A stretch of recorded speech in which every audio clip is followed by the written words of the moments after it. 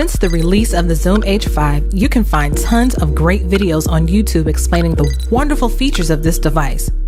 But what there are very few videos of are the add-ons that help you get the most out of your Zoom H5. So today, that's what we're going to talk about: Zoom H5 accessories. Okay, so today we have our first accessory that we're going to go over, and this is the JJC pouch for the Zoom H5. Came in this box. You see it says JJC on it. It just says Zoom H5 and some other stuff. Now, actually, Zoom makes their own pouch for this. However, it costs a little more. It's like $39.99. And while this case looks almost identical, it's only, I think, $11.99, I believe. And I bought it from eBay, and so far it's held up excellent.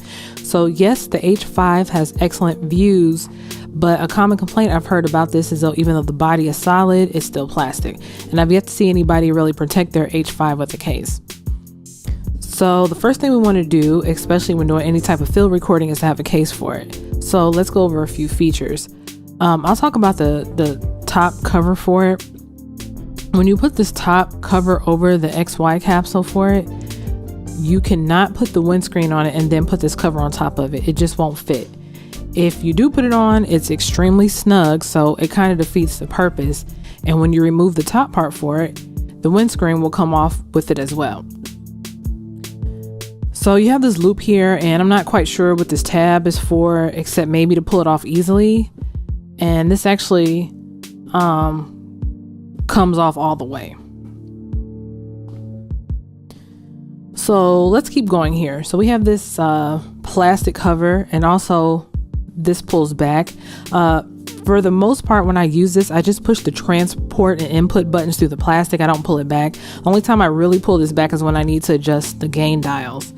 So pretty much, I mean, it's easy, and I don't want it to be dirty or anything. So if you open up the side part, you have easy access to all your jacks and buttons and inputs.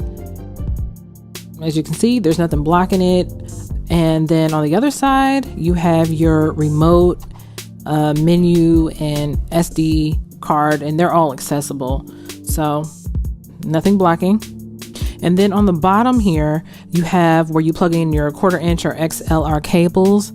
One thing, don't be fooled by these right here. They fit just fine. I mean, this might lift a little, but the cables fit in here just fine. And I've done it several times, and it's okay. Now on the back part, we actually have this here. You can actually open this whole thing up as well. I just really hate opening it because the Velcro sticks to it so much. But this is for you to actually put it on a boom pole, and I'll actually go ahead and open it so you can see the inside.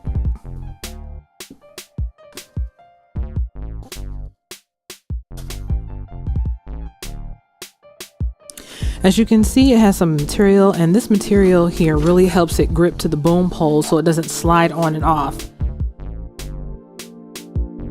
And then when you lift up this part right here, you can attach what you need to attach there. And then you have your battery door. Now, the thing about this is if you want to replace your batteries, you have to take this out of the case completely. So let's go over how to take the H5 out of the case. Now, the good thing about this is this doesn't just come off, and you'll actually need to push this up from the bottom because you don't want to pull on the XY capsule up top. You don't want it to break. So push it up from the bottom.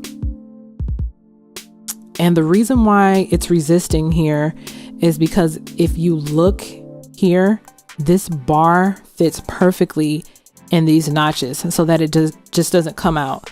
So I can shake this all day long, and as long as those bars are in those notches, which it's going to stay, it's a perfect fit, it's not going to come out. I mean, it's in there. So what you have to do is push down on the bar just a little, and then once you do that, you want to continue pushing it up from the bottom, and then it should come right out. I mean, you might have to lift it just a little bit, but it should come right out. So this is a very, very snug fit. but this is an excellent investment to make, especially if you want to keep your Zoom recorder safe and free from like dust or liquid spills, anything. A lot of us record outdoors, so this is a must. And then I like this blue color on the inside too. It looks pretty cool. So let's go ahead and put it back in.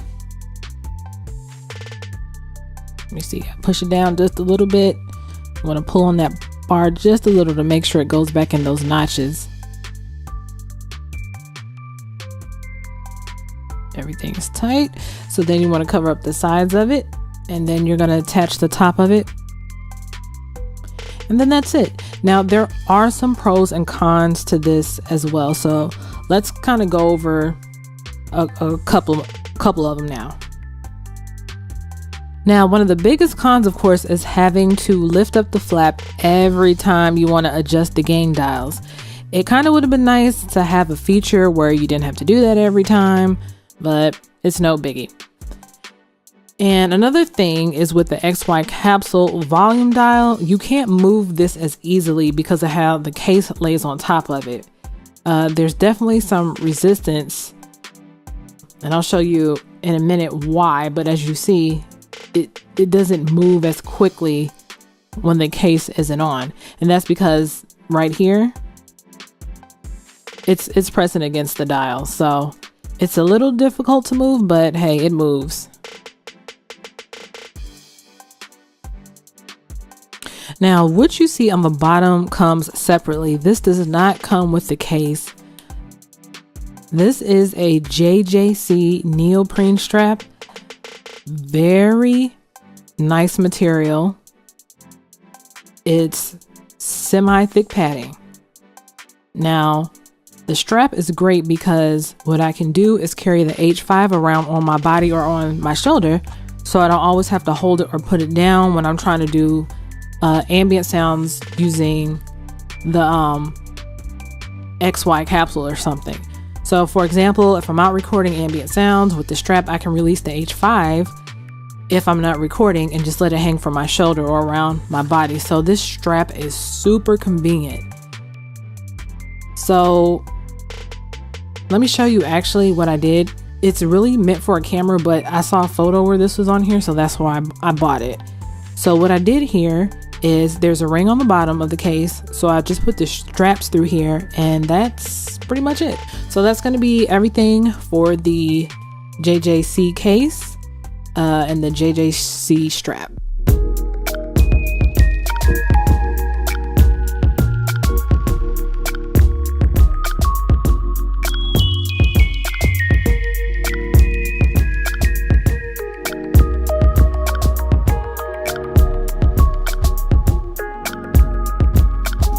So the next accessory we're going to cover is the WS-R30 Dead Kitten from MOVO.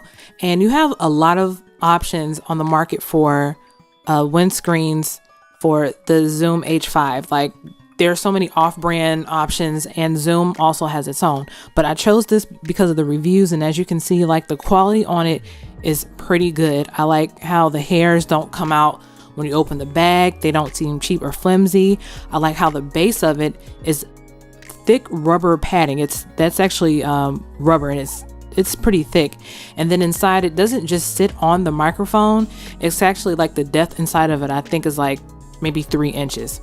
So I chose this, and I've been happy with it thus far. A lot of people might think because of how deep it sits that you have to turn up your volume more, but you really don't. So let me show you how to actually put this on the Zoom H5, or not just how to put it on, but how it fits.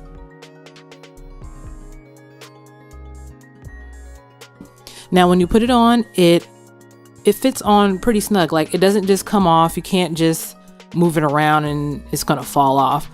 There is a con to using this particular windscreen, and I'll show you that in a minute. But the good thing is you still have good access to your line and mic input on the side. See right here. And you have access to the detachment buttons to detach the XY mic capsule. Now, here's the thing about this. In the front, you can no longer see your XY gain dial. It's hidden. So if you don't have your volume set to where you want it to be and you're good with that, you're going to have to continuously kind of lift this up to access the dial, and that's actually very inconvenient. So other than that, it works well. Like I said, this is just one of the major inconveniences, and that's all for the MOVO Dead Kitten.